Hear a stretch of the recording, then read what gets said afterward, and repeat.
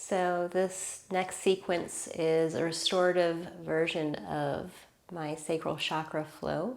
It's going to take place completely on the mat, and again with the same thing I offered for the more active one. I always love ending with the legs up the wall or some sort of inversion. So just know that if you want to be near a wall, that's a great thing, so you can kind of just scooch over. But let's get started. We're going to start lying on our backs with our knees bent. And let the feet come as wide as the mat and let the knees just fall in towards each other.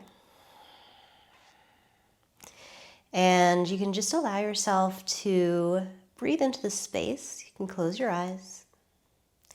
I'm resting my hands right into that pelvic floor area, right around the pelvic bowl, I should say.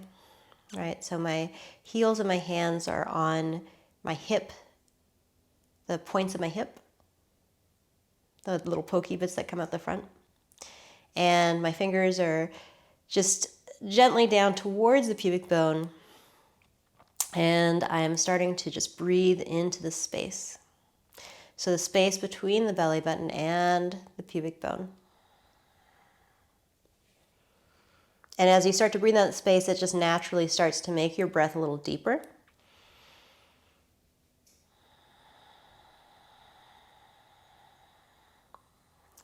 We call this diaphragmatic breathing. It's the full expanse of the lungs.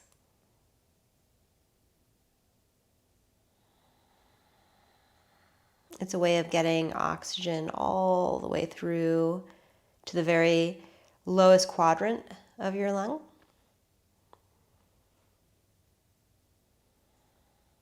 It's also a way of letting your body relax, signaling to it to slow down. And specifically for our purposes today, it's a nice way of starting to focus our attention into the whole lower region, the pelvic basin, and all the musculature around it, supporting it.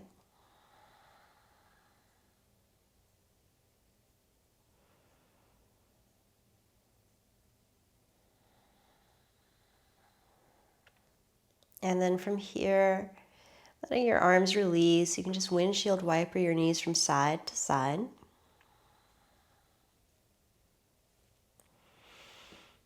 Just a couple of times, just to kind of play and see if one side's a little crankier than the other.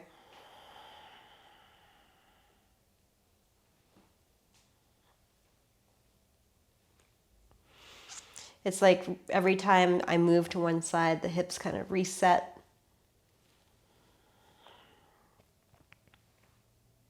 Negotiate space with each other.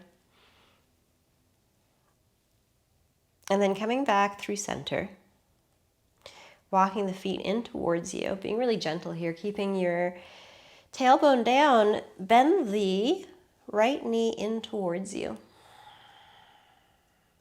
And let your elbows be heavy out to the sides or just straight down to add that extra weight. And you can keep your left knee bent or you can extend it out.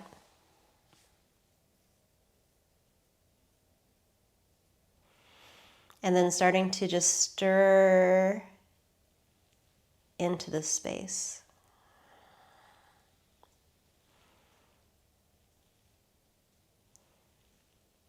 And then changing directions of that stir.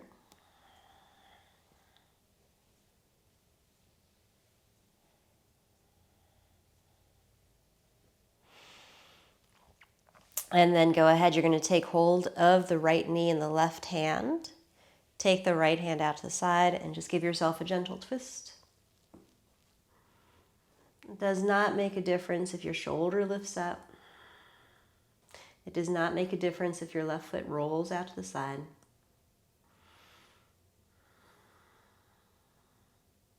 This is all about kind of surrendering into the space rather than torquing and pulling.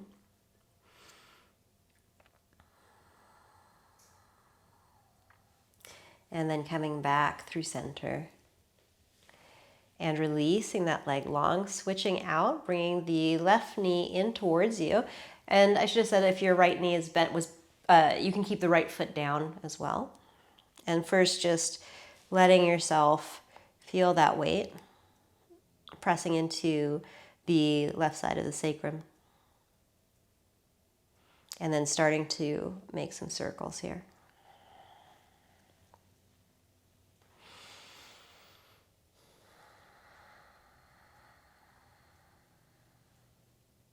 And changing direction.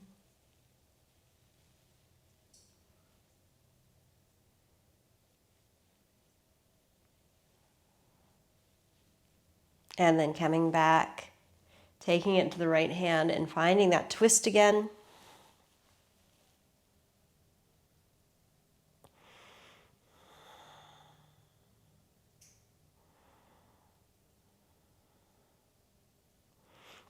Head can stay looking up towards the ceiling. You might play with, if you drop it over to one side or the other, whatever feels good on the neck. And then coming back through center. Good, and then release both legs long and point and flex through the feet. And then from here, placing your feet flat.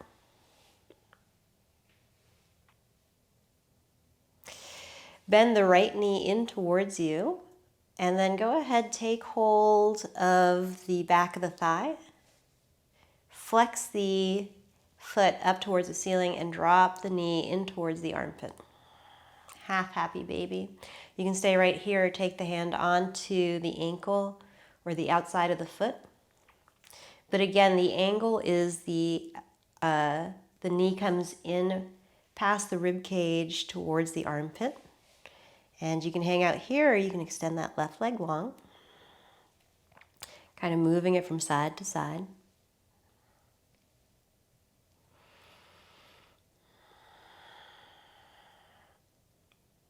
And then placing that foot down. Keep the right foot down. Arms down by your sides. And then just very gently dig into your left heel. Keep your right knee up towards the ceiling and just lift the right hip, the right butt cheek up. And then letting it slide back down. And again, very subtle movement, very subtle shifts of energy here, but very powerful. And coming back. And one last time and lifting it up, keeping the left hip stable. And you're stretching out that part of the back, of the lower back, but you're also thinking about how the shift in the body is allowing the fluids, the liquids, your water content, your blood, your energy, right? I'm always talking about prana, kind of shift over to the left and back. And then let's slide it out, letting the right leg extend, push into the heel, and then just lifting the left hip up and then bringing it back down. Trying to keep both sides of your rib cage down. And bringing it back. And last one. And maybe holding for a moment and feeling that kind of very gentle cascade over to the side.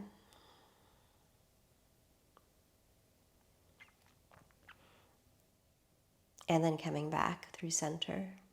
Good. Bend both knees in. And we're going to try to do happy baby with both knees in towards the armpits now. So bending the knees in, taking hold of the backs of the thighs and dropping it in to open up the tailbone, feet up towards the ceiling. Hands can come onto the ankles or the feet.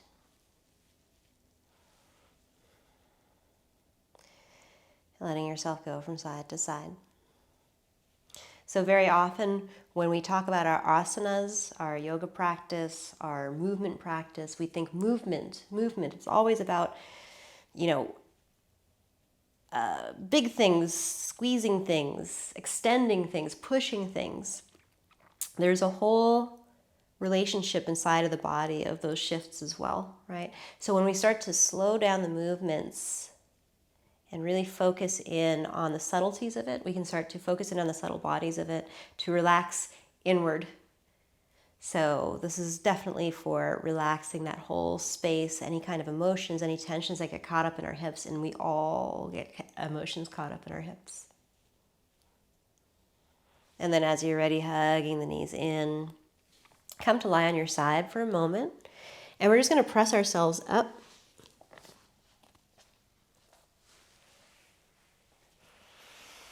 Taking a couple of twists here is going to be a kind of good thing to get gentle movement in here. So, options. You can take your, well, let's start first with the left foot extended out, left leg extended out. You can keep your right knee bent and the foot inside of the left thigh. And if you're doing that, you're just hugging on to the knee to take it around. You could, if that felt a little tight, take your right foot outside of your left thigh. And again, you can twist like this, or this time you can take your elbow towards the knee. Or you can take your bottom leg and swing it out to the side. And in which case you want to make sure that the right foot is flat. Take the right hand behind you and either hugging on to that knee or finding your twist, breathing here. Seeing if you can resist the temptation to kind of push into it and instead allow that spiral of the inhale and exhale.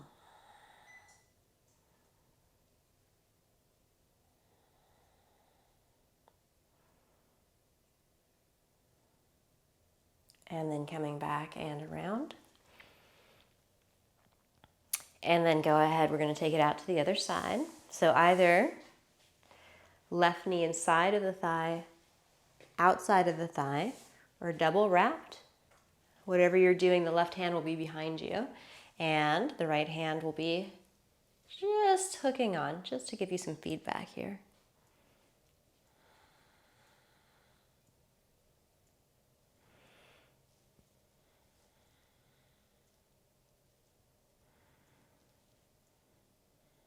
One more inhale. And one more exhale. And then coming around and giving yourself a little counter.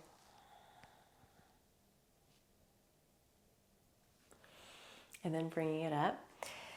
We're going to take about 5 or 6 breaths in a child's pose. So we're using it as a breathing exercise. I'm going to suggest that you keep your knees together. If that's very uncomfortable, though, you can keep your knees wide. I like the feedback of the knees underneath me because it's a little bit of support, so I can really think about my lower back. And then I'm just making a pillow for my forehead.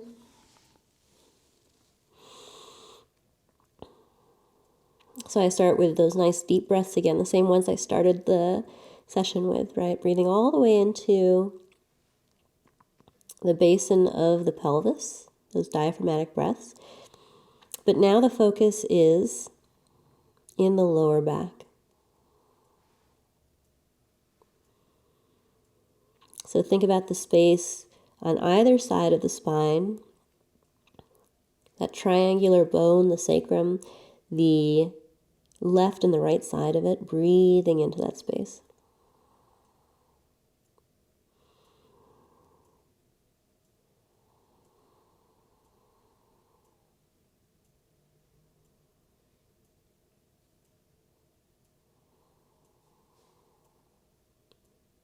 One more inhale.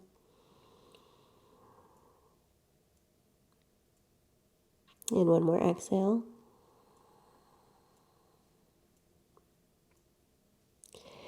And then go ahead, slowly bring yourself up. We're going to transition back onto our backs. So the feet are going to come out.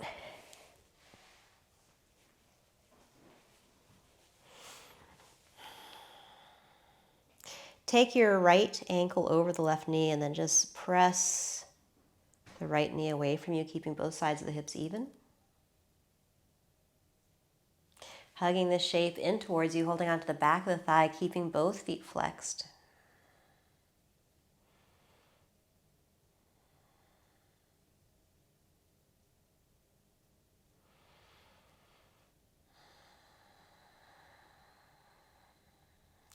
letting the activity again be internal. And then coming back, let the left foot come down. Let the right foot come down to the floor so that the right knee is pointed up towards the ceiling, and then you're just going to take a stretch like that.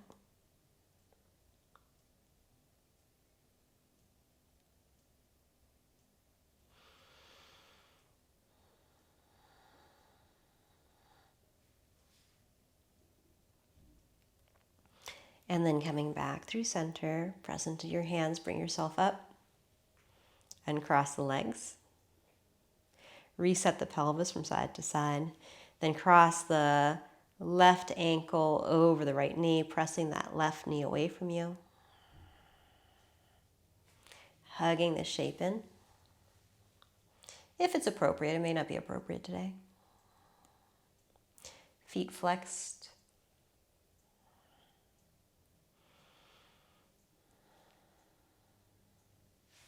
Taking the arms out and then letting the foot fall. Letting that knee press away from you. You'll get a nice stretch through this part of the hip, the side of the waist a little bit.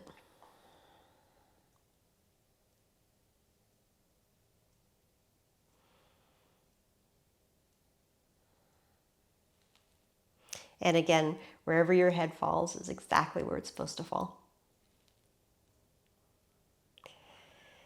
And then coming back up, rolling onto the foot itself, the right foot, and then bend both knees, place the feet flat, and then just again, let the feet walk out to the edges and just windshield wiper them from side to side.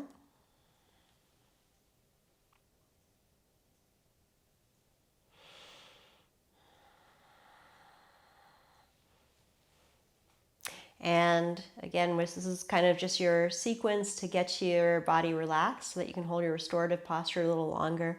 I'm going to recommend again for that pelvic reset to either bring your legs up the wall or taking a reclining Baddha Konasana. That's the soles of the feet together and the knees opening out to the side. Maybe supporting your thighs with blocks, right? And then you can start to let your arms release. If you have an eye pillow or a towel you could put over your eyes, you can let your arms release up. And we're going to end here, but whatever posture you choose next to kind of stay in, try to keep it there. Try to stay in that posture for a little longer if you have the time. So maybe, starting to 5 to 10 minutes, and just hopefully that little sequence was enough to bring the energy to the level it needs to be at to hold a restorative posture comfortably. All right, well, I hope you have a good rest of your practice.